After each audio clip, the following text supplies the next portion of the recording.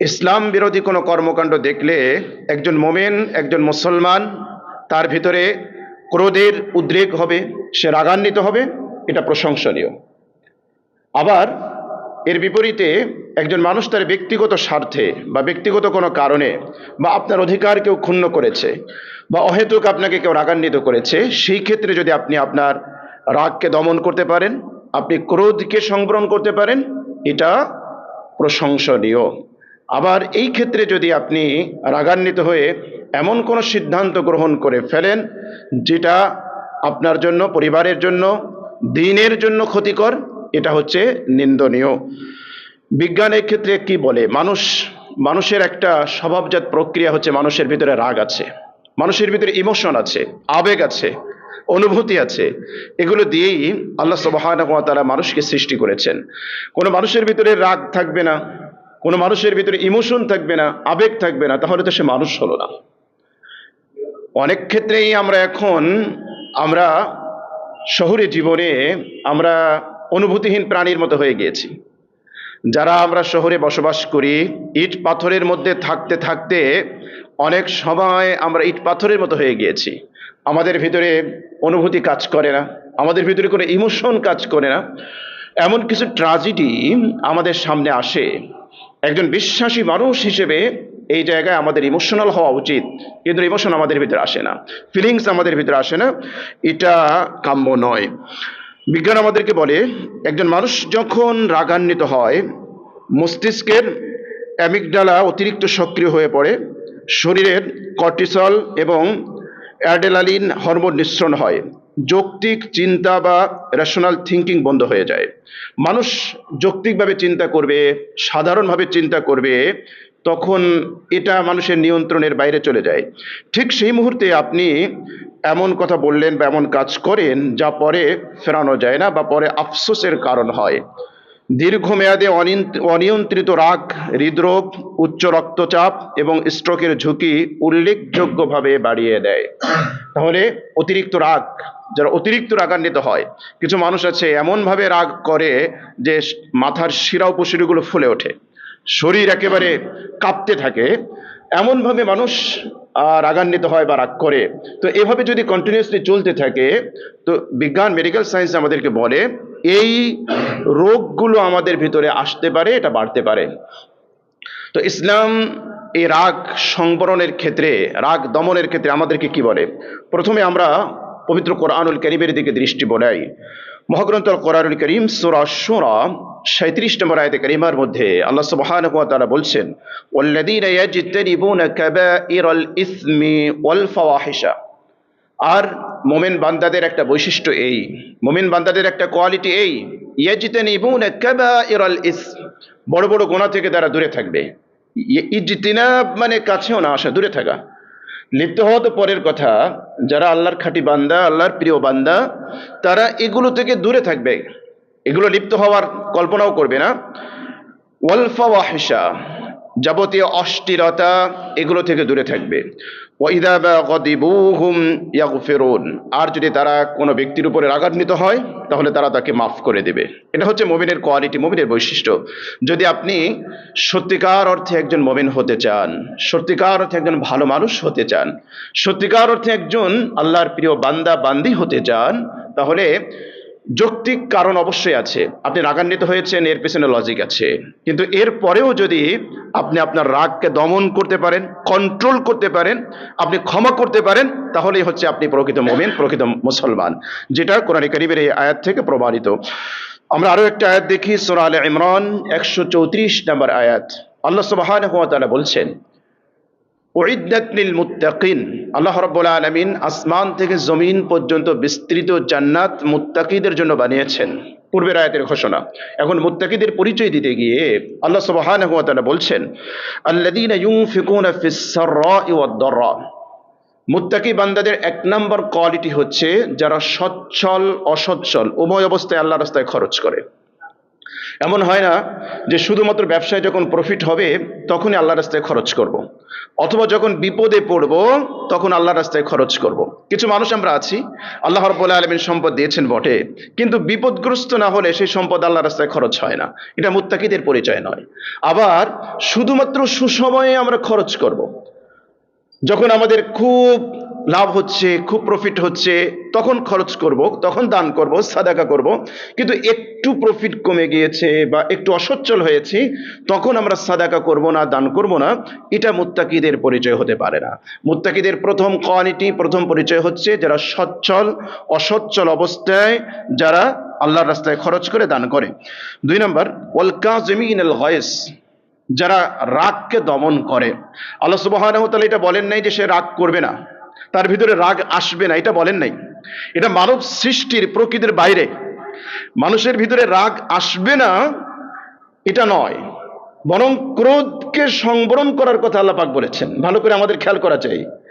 যেহেতু আমরা মানুষ, আমাদের ভিতরে আবেগ আছে, ইমোশন আছে, আমাদের ভিতরে অনুভূতি আছে, এজন্য একজন মানুষ তার ভিতরে রাগ আসাটা অস্বাভাবিক নয়। আল্লাহ সুবহানাহু ওয়া তাআলা বললেন, ওয়াল কাযিমিনাল গায়জ আনিন নাস, যারা মানুষের, ওয়াল কাযিমিনাল গায়জ, যারা ক্রোধকে নিয়ন্ত্রণ করবে, ভিতরে রেখে দিবে। রাগ এসেছে, ক্রোধ এসেছে, কিন্তু প্রকাশ করাই নেই, এটা প্রশংসনীয়। ভিতরে রেখে দিবে, চাপা রাখবে। 3 নম্বর, ওয়াল আফিনা আনিন নাস, মানুষকে ক্ষমা করবে। এটা মুত্তাকিদের পরিচয়। রাগ এসেছে, আপনি ভিতরে রাগ পুষে রেখেছেন, আর এই রাগ কোনোভাবে ভিতর থেকে যাচ্ছে না, এটা মুত্তাকিদের পরিচয় না। মুত্তাকিদের পরিচয় হলো রাগ ভিতরে আসবে, চেপে রাখবেন, প্রকাশ ঘটবে না। একটু পরে আপনি মানুষকে মাফ করে দেবেন, যে আপনাকে রাগান্বিত করেছে, যে আপনাকে ক্রোধান্বিত করেছে, যে কারণে আপনি রাগ করেছেন, সেই কারণটা আপনি ভুলে যাবেন, আপনি তাকে মাফ করে দিবেন। আমাদের হয় কি, ইসলামের বিধান যখন লঙ্ঘন হয়, আমরা চোখের সামনে দেখছি যে আমাদের স্ত্রী পর্দা করে না, স্ত্রী গুনাহের কাজ করে, সন্তানরা গুনাহের কাজ করে, তখন কিন্তু আমাদের ভিতরে রাগ আসে না, তখন আমরা একেবারে ইট পাথরের অনুভূতিহীন হয়ে যাই। আর যখন দেখি যে তরকারিতে একটু লবণ কম হয়েছে, বিছানাটা একটু সুন্দর করে পরিপাটি করা হয় নাই, আমার অধিকারটা ঠিক মতো আদায় হয় নাই, তখন একেবারে বিস্ফোরণ ঘটে। তার মানে যেটা প্রশংসনীয় হওয়া উচিত ছিল, ওই জায়গায় আমাদের রাগ রাগ নাই, ওই জায়গায় আমরা অনুভূতিহীন। যেই জায়গায় রাগটা দমন করা উচিত ছিল, যেই জায়গায় ক্রোধটা সংবরণ করা দরকার ছিল, সেখানে আমরা একেবারে ফায়ার। এটা উচিত না। আমরা আগেই বলেছি, ব্যক্তিগত কারণে আপনি আপনার রাগ দমন করবেন, আপনার ক্রোধকে সংবরণ করবেন। মসজিদে আসছেন, বসছেন, একজন হাঁটতে গিয়ে পায়ে আপনাকে ধাক্কা লাগিয়েছে, আপনি এখানে অন ফায়ার হবেন না, এই জায়গায় আপনি ধৈর্য ধারণ করবেন। সিজদায় গিয়েছেন, একজন এমন ভাবে সিজদা দিয়েছে, এইভাবে হাত উঁচু করে, আপনার এখানে গুতা লেগেছে, আপনি যদি ধৈর্য ধারণ করতে পারেন, এই জায়গা প্রশংসনীয়। আপনি মসজিদে এসে বসছেন, একজন হঠাৎ করে ফ্যান ছেড়ে দিয়েছে, আপনার একটু কষ্ট হচ্ছে, আপনি একটু ধৈর্য ধারণ করলেন, এটা প্রশংসনীয়। আপনি রাগান্বিত হয়েছেন, আপনি রাগান্বিত হওয়ার কারণও আছে, শীত, এসি ছাড়া, এরপরে ফ্যান ছাড়লো, আপনি রাগান্বিত হতে পারেন, কিন্তু আপনি রাগটাকে দমন করলেন। প্রিয় ভাই আমার, এটা প্রশংসনীয়, এটা মুত্তাকিদের পরিচয়, এটা মুত্তাকিদের আলামত। কিন্তু আমরা যেটা করি তার উল্টা করি। শরীয়ত বিরোধী কার্যকলাপ দেখে আমরা রাগান্বিত হই না, যেই জায়গায় রাগ করা উচিত ছিল ওইখানে রাগ করি না, যেখানে রাগ দমন করাটা প্রশংসনীয় সেইখানে আমরা রাগ করি। এটা উচিত নয়। আমরা আমাদের এই হাবিটগুলো আমাদের বর্জন করা উচিত। আল্লাহ সুবহানাহু ওয়া তাআলা বললেন, ওয়াল আফিনা আনিন নাস, মানুষকে ক্ষমা করা, এটা মুত্তাকিদের পরিচয়। আল্লাহু ইউহিব্বুল মুহসিনিন। এরপরে আল্লাহ রাব্বুল আলামিন বললেন যে আল্লাহ রাব্বুল আলামিন সৎকর্মপরায়ণশীলদেরকে ভালোবাসেন। আল্লাহ সুবহানাহু ওয়া তাআলা সৎকর্মপরায়ণশীলদেরকে মহব্বত করেন। এই কাজগুলো খুব ভালো কাজ, ভালো মানুষের কাজ। কোন কাজগুলো? সচ্ছল অসচ্ছল অবস্থায় দান করা, সাদাকা করা, ক্রোধকে দমন করা, মানুষকে ক্ষমা করা, এগুলো ভালো মানুষের আলামত, এগুলো সৎকর্মপরায়ণশীলদের কাজ। এই জন্য এরপরেই আল্লাহ সুবহানাহু ওয়া তাআলা বললেন, আল্লাহু ইউহিব্বুল মুহসিনিন। আমরা আরো একটা আয়াত দেখি, সূরা আলে ইমরান 159 নম্বর আয়াত। আল্লাহ বলছেন, ফাবিমা রাহমাতিম মিনাল্লাহ, আল্লাহ রাব্বুল আলামিন তার প্রিয় নবী মুহাম্মদুর রাসূলুল্লাহ সাল্লাল্লাহু আলাইহি ওয়াসাল্লামকে খিতাব করে বলছেন, সম্বোধন করে বলছেন, ফাবিমা রাহমাতিন মিনাল্লাহ, আল্লাহর রহমতে লিনতা লাহুম, আপনি কোমল হৃদয়ের অধিকারী হয়েছেন।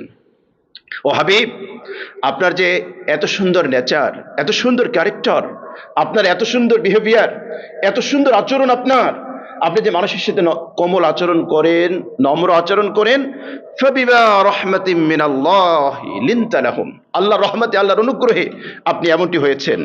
ওয়ালাউ কুনতা ফাজ্জান, যদি আপনি কর্কশভাষী হতেন। কিছু মানুষ এমন আছে না, রাস্তা দিয়ে ডান পাশ দিয়ে গেলে আমরা বাম পাশ দিয়ে পালিয়ে যাই। কেন? যে ওর কাছে গেলে সে এমন কথা বলবে বা এমন আচরণ করবে যেগুলো আমরা নিতে পারবো না। আমাদের সমাজে এমন কিছু মানুষ আছে।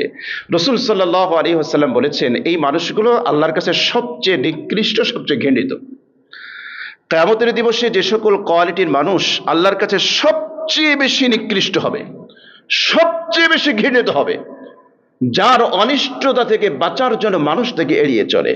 প্রিয় ভাই আমার, আপনি তাহাজ্জুদ নামাজ পড়েন, 5 ওয়াক্ত নামাজ জামাতে পড়েন, কিন্তু পরিবারের সদস্যরা আপনার আচরণের কারণে বিরক্ত। হ্যাঁ, আপনার যদি আচরণটা এমন হয়, পরিবারের সদস্যরা নামাজ পড়েন, আপনি নামাজ পড়তে বলেন, এরপরে যদি তারা বিরক্ত হয়, আপনি উজরত পাবেন, আপনি সওয়াব পাবেন। পরিবারের মানুষগুলো ইসলামের বিধান মানে না, আপনি বিধান মানানোর জন্য চেষ্টা করেন, এই কারণে পরিবারের সদস্যরা বিরক্ত। বিশ্বাস করুন, আপনি আপনার প্রত্যেকটি অ্যাক্টিভিটিসের কারণে আল্লাহ আপনাকে সওয়াব দান করবেন। কিন্তু হয়তো এর বিপরীত, এর উল্টা হয়। বাসায় গেলেই আপনি পরিবারের সাথে ঝগড়া ফাসাদ, ইসলামের কারণে নয়, দ্বীনের কারণে নয়, দ্বীনের মহব্বতের কারণে নয়, সব ব্যক্তি স্বার্থের কারণে। পরিবার আপনাকে দেখতে পারে না, আপনার সহপাঠীরা আপনাকে এড়িয়ে চলে, আপনার ঝগড়ার কারণে, আপনার কর্কশ ভাষার কারণে, আপনার খারাপ আচরণের কারণে। প্রিয় ভাই আমার, এটা খুবই নিন্দনীয়, খুবই দুঃখজনক, খুবই নিন্দনীয় একটি স্বভাব। রাসূল সাল্লাল্লাহু আলাইহি ওয়াসাল্লাম বলেছেন, এই মানুষগুলো কিয়ামতের দিবসে আল্লাহর কাছে সবচেয়ে ঘৃণিত মানুষের তালিকায় থাকবে। আমরা চাই না যে আমাদের কেউ, আমাদের কোনো ভাই, আমরা এই দলে দলভুক্ত হই। এর থেকে আমাদের বেঁচে থাকা উচিত। আপনি যখন মৃত্যুবরণ করবেন, আপনি যখন মারা যাবেন, আপনি যাদের সাথে খারাপ আচরণ করবেন, এই মানুষগুলো কি বলবে জানেন? এই মানুষটা মারা গিয়েছে নাকি আমি বেঁচে গিয়েছি, এটা বলবে। এই মানুষটা মারা গিয়েছে, আমরা বেঁচে গিয়েছি। বাসায় সবসময় খ্যাটখ্যাট করতো, ঝগড়া করে, সহপাঠীদের সাথে ঝগড়া করে, সহকর্মীদের সাথে ঝগড়া করে, মসজিদে আসলে তার ঝগড়ার কারণে, তার খারাপ আচরণের কারণে অন্য মুসল্লিরা বিরক্ত। ও আমার প্রিয় ভাইয়েরা, আপনি মারা গেলে আপনার জন্য এই মানুষগুলো দোয়া করবে না। এই মানুষগুলো বরং বলবে, মানুষটা মারা গিয়েছে, আমরা তার অনিষ্ট থেকে বেঁচে গিয়েছি। এমন লাইফ স্টাইল আমাদের হওয়া উচিত নয়। আমরা কখন এটা কামনা করি না, বরং আমরা কি কামনা করি? আমাদের জীবনটা, আমাদের জীবন আচার, আমাদের মুআমালাত এমন হবে, আপনার মৃত্যুর সংবাদ আপনার পরিচিত মানুষের কর্ণকুহরে পৌঁছবে, চোখের অশ্রুসিক্ত নয়নে রবের কাছে প্রার্থনা করে বলবে, ও আল্লাহ, তোমার এই বান্দা বড় ভালো মানুষ ছিল, তুমি তাকে মাফ করে দাও। এটা ভাই অনেক ভালো দাম, অনেক দামি জিনিস, অনেক দামি জিনিস। এটা আপনার মৃত্যুর পরে মানুষ যদি সাক্ষী দেয়, এই মানুষটা ভালো মানুষ ছিল, আল্লাহ এই মানুষটা ভালো মানুষ ছিল, তুমি মাফ করে দাও। এটা লক্ষ টাকা, কোটি টাকা ব্যয় করে আপনি পাবেন না। আপনি টাকা দিবেন, আপনি খারাপ মানুষ, টাকা দিয়ে ভালো শাস্তি চাইবেন, ক্ষমতা আছে, ক্ষমতার অপব্যবহার করে ভালো মানুষ শাস্তি চাইবেন, মৃত্যুর পরে আপনাকে গালি দিবে। আর মৃত্যু তো অনেক পরের কথা, আপনার চোখের আড়ালে গিয়েই আপনাকে গালি দিবে। আপনি ভালো মানুষের সার্টিফিকেট নিতে পারবেন না। প্রকৃতপক্ষে ভালো মানুষের সনদ নিতে হলে আপনাকে ভিতর থেকে ভালো মানুষ হতে হবে, মানুষের সাথে ভালো আচরণ করতে হবে। ইসলামের এই জিনিসগুলো তো সবচেয়ে দামি জিনিস ছিল, কিন্তু আমরা এগুলো থেকে অনেক দূরে সরে গিয়েছি, অনেক দূরে সরে গিয়েছি। রাসূল সাল্লাল্লাহু আলাইহি ওয়াসাল্লামের ক্যারেক্টার, তার আখলাক, সাহাবায়ে কিরাম রিদওয়ানুল্লাহি তাআলা আলাইহিম আজমাইন, তাদের আখলাক, এগুলো থেকে আমরা অনেক দূরে সরে গিয়েছি, অনেক দূরে সরে গেছে। এটা কাম্য নয়, এটা হওয়া উচিত নয়, এটা আমাদের বর্জন করা উচিত। এই ব্যাড হ্যাবিটগুলো আমাদের পরিত্যাগ করা উচিত, এগুলো চেঞ্জ করা দরকার। এই লাইফস্টাইল, এগুলো চেঞ্জ করা দরকার। এগুলো প্রকৃত মুমিনের লাইফস্টাইল হতে পারে না। আল্লাহ রাব্বুল আলামিন বললেন, ফাবিমা রাহমাতিম মিনাল্লাহি লিনতা লাহুম, আল্লাহর রহমতে, আল্লাহর অনুগ্রহে আপনি কোমল হৃদয়ের অধিকারী হয়েছেন। আপনি মানুষের সাথে কোমল আচরণ করেন। ওয়ালাউ কুনতা ফাজ্জান, যদি আপনি কর্কশ ভাষী হতেন, গলিজাল কলব, কঠোর হৃদয়ের অধিকারী হতেন, লানফাদ্দু মিন হাওলিক, সাহাবায়ে কেরাম আপনার পাশ থেকে সরে যেত। রাসূল সাল্লাল্লাহু আলাইহি ওয়াসাল্লাম এমন একটা পার্সন, এমন একটা ব্যক্তিত্ব। আবু সুফিয়ান তখন ইসলাম গ্রহণ করে নাই, তখন ইসলাম গ্রহণ করে নাই। খুবাইব রাদিয়াল্লাহু তাআলা আনহুকে শহীদ করার জন্য নিয়ে যাচ্ছে মক্কার পত্তলিকরা। এ লম্বা ইতিহাস আপনারা অনেকে জানেন। খুবাইবকে বলা হয়েছিল, খুবাইব তুমি কি এটা চাও যে তোমার জায়গায় মুহাম্মদকে হত্যা করা হোক আর তুমি সুখে স্বাচ্ছন্দ্যে জীবনযাপন করো? খুবাইব এটা কি চাও? তখন খুবাইব রাদিয়াল্লাহু তাআলা চিৎকার করে বলেছিলেন, মক্কার পত্তলিকরা আরো কর্কশ ভাষায় বলেছিলেন, শুনে রাখো, আমার জায়গায় মুহাম্মদ সাল্লাল্লাহু আলাইহি ওয়াসাল্লামকে শুলে চড়ানো তো দূরের কথা, আমি জীবিত থাকবো আর আমার নবীর গায়ে একটা কাঁটা বিঁধবে, এটাও আমি খুবাইব বরদাস্ত করব না। আল্লাহু আকবার। দ্যাট ইজ সাহাবী। তারা এরকম ভালোবাসতেন। তো আল্লাহ বলছেন, ওয়ালাউ কুনতা ফাজ্জান, যদি আপনি কর্কশভাষী হতেন, গলিজাল কলব, কঠোর হৃদয়ের অধিকারী হতেন, লানফাদ্দু মিন হাওলিক, তারা এভাবে আপনাকে ভালোবাসতো না, তারা আপনার কাছ থেকে সরে যেত। প্র্যাকটিক্যাল দেখেন না, বাস্তবে দেখেন না, যে মানুষগুলো রূঢ় স্বভাবের, মানুষ তাকে ভালোবাসে না, মানুষ তাকে পছন্দ করে না। প্রিয় ভাই, দেখেন না আপনি, বাস্তবতা এটাই। তো আবু সুফিয়ান কি বলেছিল? আমি পৃথিবীতে অনেক মানুষ দেখেছি, অনেক মানুষ অনেক মানুষকে ভালোবাসে, এটা আমি দেখেছি, কিন্তু মুহাম্মদ সাল্লাল্লাহু আলাইহি ওয়াসাল্লামের সাথীরা মুহাম্মদকে যেভাবে ভালোবাসে, এরকম ভালোবাসার নজির আমি পৃথিবীতে কোথাও দেখি নাই। সুবহানাল্লাহ। কারণ কি? ওয়ালাউ কুনতা ফাজ্জান গলিজাল কলব, যদি আপনি কঠোর হৃদয়ের অধিকারী হতেন, রূঢ়ভাষী হতেন, কর্কশভাষী হতেন, বদ মেজাজি হতেন, লানফাদ্দু মিন হাওলিক, তারা আপনার পাশ থেকে সরে যেত। সুতরাং আপনি কি করুন? ফাফু আনহুম, এদেরকে ক্ষমা করুন। ওয়াস্তাগফির লাহুম, এদের জন্য ক্ষমা প্রার্থনা করুন, কোনো ভুল করলে এদের জন্য ক্ষমা প্রার্থনা করুন। ওয়াশাবিরহুম ফিল আমর, গুরুত্বপূর্ণ বিষয়ে এদের সাথে পরামর্শ করুন। আল্লাহ রাব্বুল আলামিন তার হাবিব, যিনি ওহী দ্বারা নিয়ন্ত্রিত হতেন, যিনি ওহী মারফত পরিচালিত হতেন, তারপরেও আল্লাহ নির্দেশ দিচ্ছেন ওয়াশাবিরহুম ফিল আমর, আপনি এককভাবে সিদ্ধান্ত নেবেন না। আরো যদি পাবলিক অর্গানাইজেশন হয়, সেখানে একক সিদ্ধান্ত অনেক সময় হিতে বিপরীত হয়। আপনার সিদ্ধান্ত রাইট, সিদ্ধান্ত কারেক্ট, কিন্তু একক সিদ্ধান্ত নেওয়ার কারণে নিজেদের মধ্যে মনোমালিন্য সৃষ্টি হয়। এজন্য আল্লাহ বলছেন ওয়াশাবিরহুম ফিল আমর। এমনকি আপনি পরিবারের প্রধান, পারিবারিক কোনো কাজ করবেন, পরিবারের সদস্যদেরকে নিয়ে আপনি পরামর্শ করেন।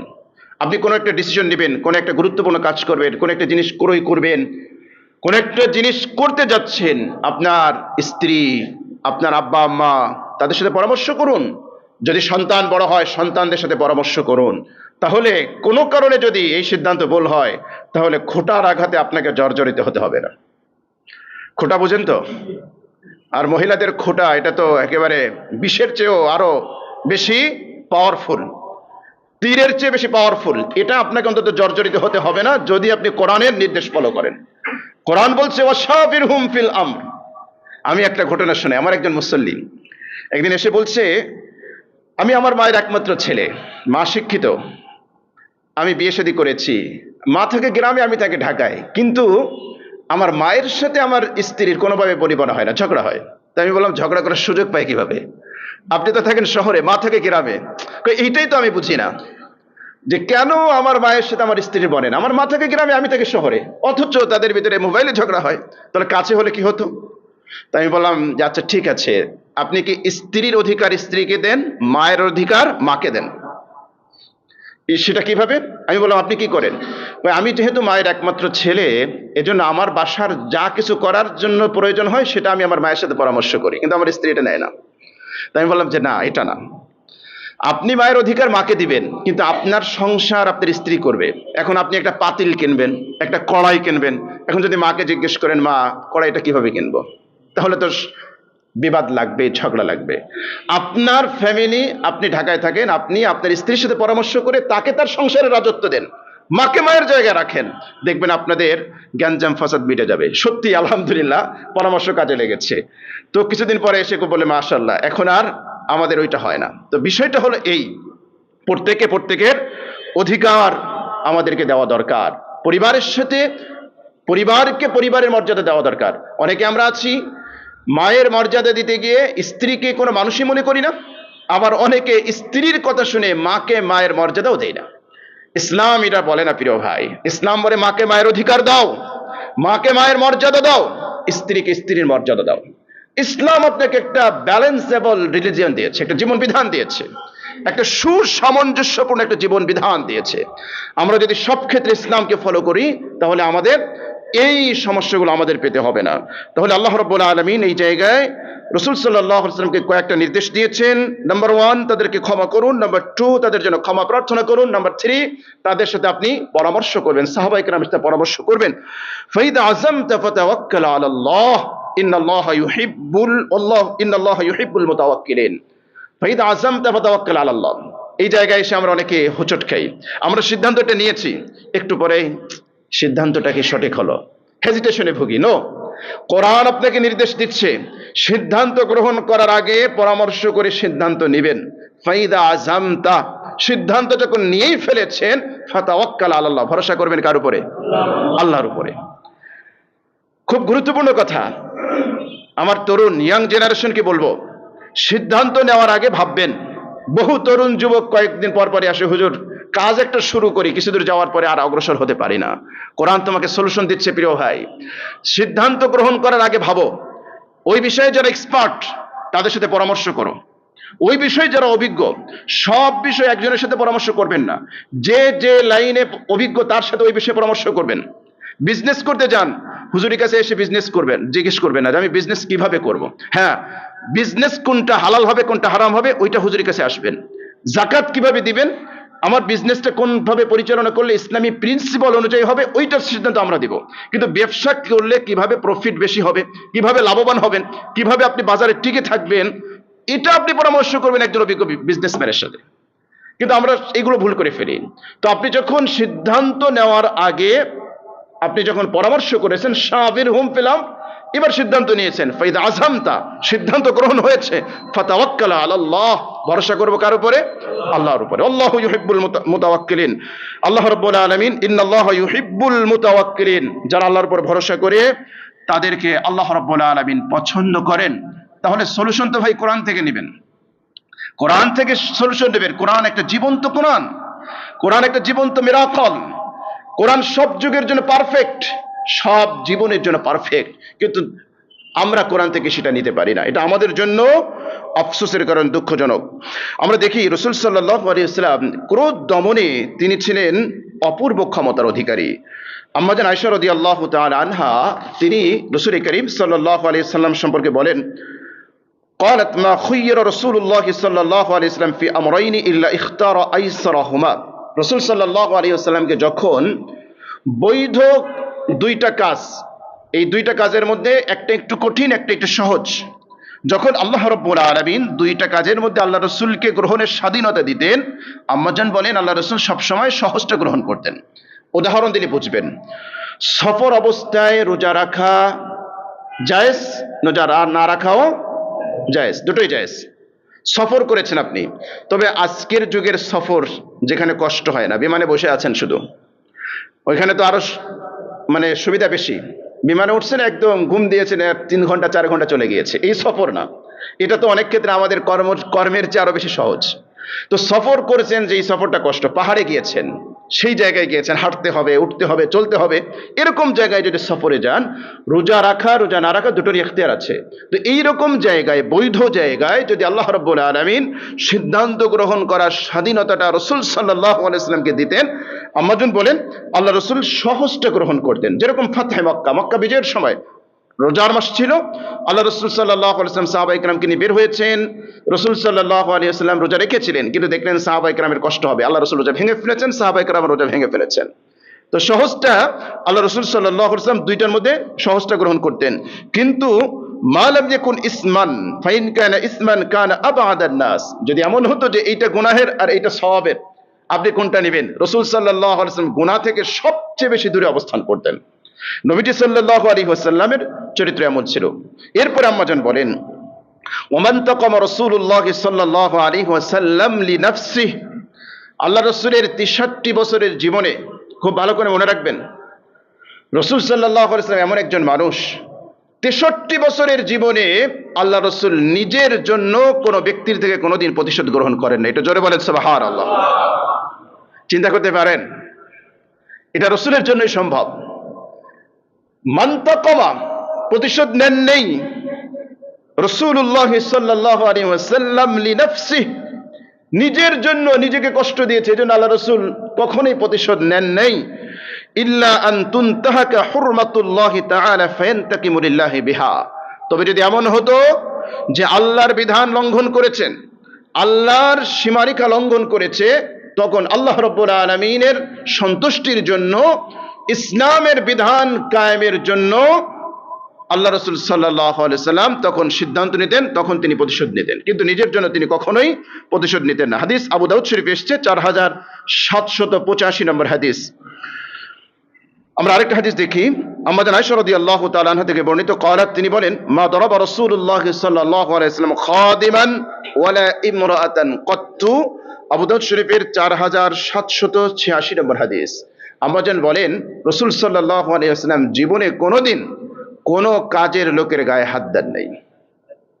মা দারাবা রাসূলুল্লাহ সাল্লাল্লাহু আলাইহি ওয়াসাল্লাম খাদিমান, কোন খাদেমকে তিনি প্রহার করেন নাই। অন্য হাদিসের মধ্যে এসেছে, আনাস রাদিয়াল্লাহু তাআলা আনহু দীর্ঘ 10 বছর রাসূলের খেদমত করেছেন।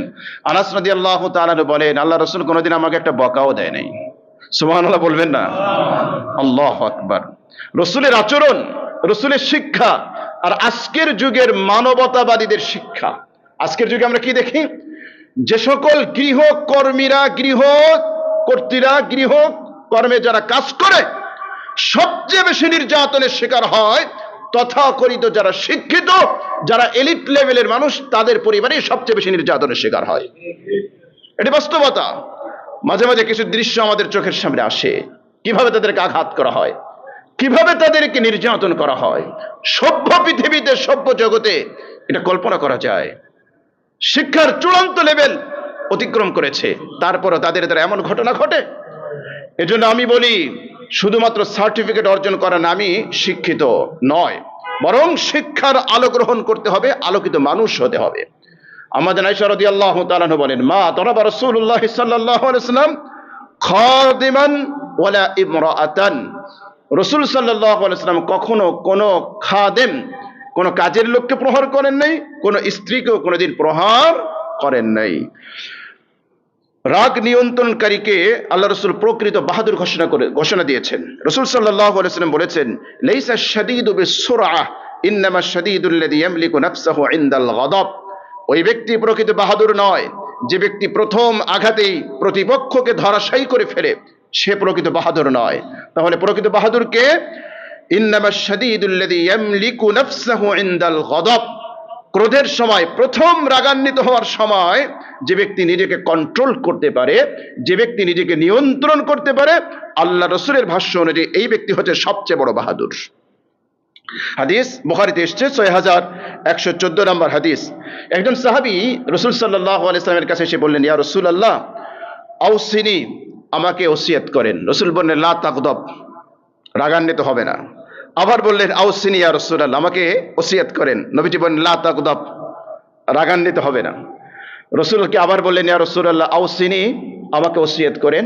নবীজি বললেন, লা তাগদাব, রাগান্বিত হবে না। তার মানে এই ব্যক্তির ভিতরে রাগ একটু বেশি ছিল। এজন্য আল্লাহ রাসূলের কাছে 3 বার পরামর্শ চেয়েছেন নবীজি সাল্লাল্লাহু আলাইহি ওয়াসাল্লাম। 3 বারই তাকে বলেছে, লা তাগদাব, রাগান্বিত হবে না। রাগান্বিত অবস্থায় বিচার ফয়সালা করা যাবে না। আপনি খুব ক্রোধান্বিত, এই অবস্থায় বিচার করলে, আমরা একটু আগেই আলোচনা করেছি ভূমিকায়, যে মানুষ যখন রাগান্বিত হয় তখন তার যৌক্তিক সিদ্ধান্ত গ্রহণ করার এই অবস্থা তার আর থাকে না। এজন্য রাগান্বিত অবস্থায় আঘাত করে বাসার কাচের জিনিসগুলো ভেঙে ফেলে, হাতের মোবাইল ভেঙে ফেলে, প্রিয়জনদেরকে আঘাত করে, অথবা এমন কথা বলে ফেলে যে প্রিয়জনদের সাথে পরবর্তীতে ঘর সংসার করার আর কোনো সুযোগ থাকে না। একটু পরে এসে কয় হুজুর রাগের অবস্থায় কইছিলাম। কি বলে? হুজুর রাগের অবস্থায়, মাথা ঠিক আছে না ভাই? স্ত্রীকে তালাক কি কেউ মহব্বত করে দেয়? মহব্বতের সাথে কেউ কেউ বলে যে আমি তোমাকে তালাক দিলাম? তো রাগ হয়ে তো দেয়। তো রাগ হয়ে একটু বিষ খেয়ে দেখেন তো কাজ করে কিনা। বিষ খাওয়ার পরে মরার পরে বলেন হুজুর রাগ করে খাইছিলাম তারপর তো মারা গেলাম। তো এই খোঁড়া যুক্তিগুলো আমাদের কাছে নিয়ে আসবেন না ভাই। রাগ নিয়ন্ত্রণ করেন, কন্ট্রোল করেন। রাগ নিয়ন্ত্রণের জন্য আল্লাহ রাসূল বলেছেন, দুই ব্যক্তির মধ্যে ফয়সালা করতে গিয়ে রাগান্বিত অবস্থায় ফয়সালা করা যাবে না। বুখারীতে এসেছে ৭১৫৮ নম্বর হাদিস। নবীজি বলেছেন, লা ইয়াকদিয়ান্না হাকামুন বাইনা ইসনাইনি ওয়া হুয়া গাদবান। কোন ব্যক্তি যেন রাগান্বিত অবস্থায় বিচার না করে। হযরত সিদ্দিক আকবর আবু বকর রাদিয়াল্লাহু তাআলা আনহু কিভাবে রাগ দমন করেছেন, আবু দাউদ শরীফে একটা হাদিস এসেছে ৪৮৯৬ নম্বর হাদিস। আমি সারসংক্ষেপ বলি, আমার সময় হবে না।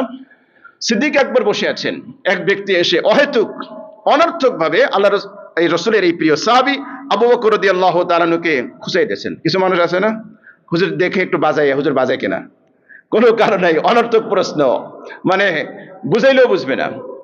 তো একটু যাচাই করে দেখি। সিদ্দিক আকবর বসে আছেন, একজন এসে তাকে কটু কথা বলতেছেন, উনি নীরব আছেন।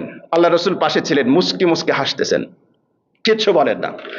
এখন মানুষ তো ভাই কতক্ষণ পর্যন্ত নিজেকে ধরে রাখা যায়। আবার আরেকবার বলছে, কিচ্ছু বলেন। এভাবে বারবার বলতে বলতে বলতে বলতে এক পর্যায়ে শুধু এতটুকু বলেছেন, ভাই আমি কি অপরাধ করেছি, আপনি এমন বলতেছেন কেন? রাসূল সাল্লাল্লাহু আলাইহি ওয়াসাল্লাম মুখটা বেজার করে চলে গিয়েছেন। আবু বকর সিদ্দিক রাদিয়াল্লাহু তাআলা অবাক হয়েছেন। তিনি বললেন, ব্যাপার কি? এতক্ষণ পর্যন্ত আমাকে অন্যায়ভাবে আমাকে কটু কথা বলা হচ্ছিল, আমি চুপ ছিলাম, রসুল মুস্কি মুস্কি হাসতেছিলেন, আমি কিছুই বললাম না, শুধু এতটুকু বললাম যে আমার কি অপরাধ, কি অপরাধে আপনি এতটুকু বলতেছেন? রসুল মুখটা বেজার করে চলে গেলেন। কারণ কি? উঠে গিয়ে জিজ্ঞেস করলেন, ইয়া রাসূলুল্লাহ সাল্লাল্লাহু আলাইহি ওয়াসাল্লাম, আমাকে কটু কথা বলা হলো, আপনি হাসতেছিলেন আমি যখন নীরব ছিলাম, কিন্তু আমি যখন বললাম যে আমার কি অপরাধ, আপনি রাগান্বিত হয়ে চলে আসছেন, কারণ কি? রাসূল সাল্লাল্লাহু আলাইহি ওয়াসাল্লাম বললেন, আবু বকর, নাযালা মালাকুন মিনাস সামা ইউকাযযিবুহু বিমা ক্বালা লাকা ফালাম্মা ইনতাসারতা ওয়াকা আশ-শাইতান।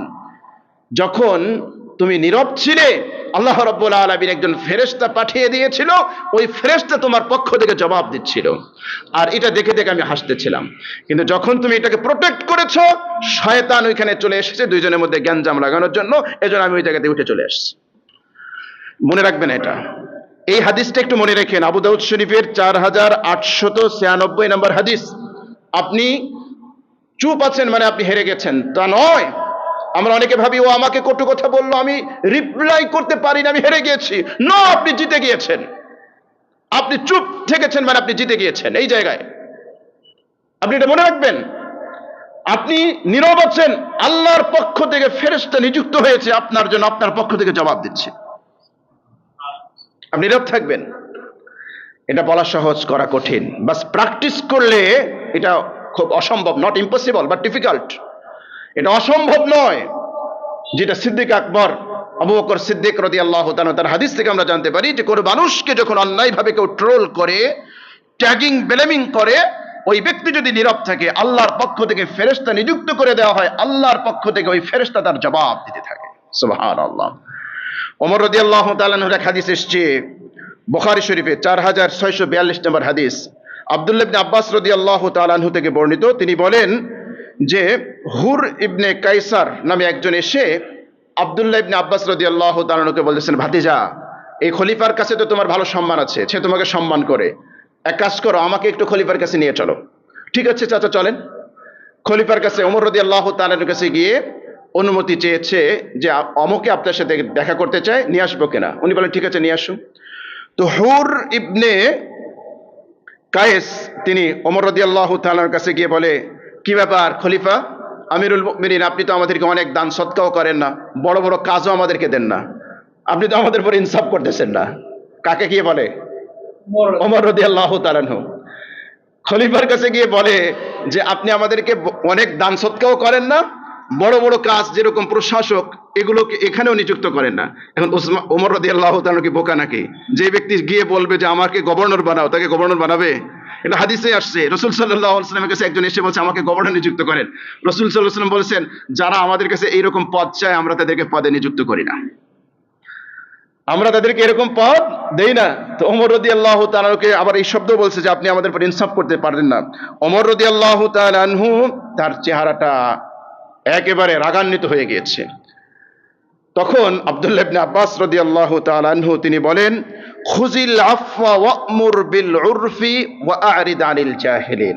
এই আয়াত তেলাওয়াত করেছেন। খুজিল আফওয়া, আল্লাহ তার রাসূলকে বলেছেন, হাবিব এরকম সিচুয়েশনে যদি আপনি পড়েন, আপনি ক্ষমার এই নীতি অবলম্বন করবেন। খুজিল আফওয়া, আপনি ক্ষমা করবেন, ক্ষমার নীতি অবলম্বন করবেন। ওয়া'মুর বিল মারুফ, আপনি সৎ কাজের আদেশ করবেন। ওয়া আ'রিদ আনিল জাহিলিন, এই জাহেলদের থেকে আপনি বিমুখ থাকবেন। আল্লাহু আকবার। হাদিসের মধ্যে এসেছে এই আয়াত শোনার সাথে সাথে ওমর রাদিয়াল্লাহু তাআলা আনহু তিনি একেবারে মোমের মতো গলে গিয়েছেন। কোথায় তার রাগ উধাও হয়ে গিয়েছে। তার মানে আমি আগেই বলেছিলাম রাগ ভিতরে আসবে, কিন্তু কন্ট্রোল করতে হবে। রাগ আসাটা অস্বাভাবিক নয়, কিন্তু রাগের বহিঃপ্রকাশটা কিভাবে হবে সেটা দেখার বিষয়। আলী রাদিয়াল্লাহু তাআলা আনহু তার বর্ণনাটা আমি কোনো হাদিসে পাই নাই, এটা ঐতিহাসিক বর্ণনা। কেউ কেউ বলেছে মসনদে রুমিতে এই বর্ণনাটা আছে। আলী রাদিয়াল্লাহু তাআলা আনহু একবার জিহাদের ময়দানে শত্রুকে আঘাত করার জন্য একেবারে অস্ত্র উত্তোলন করেছেন।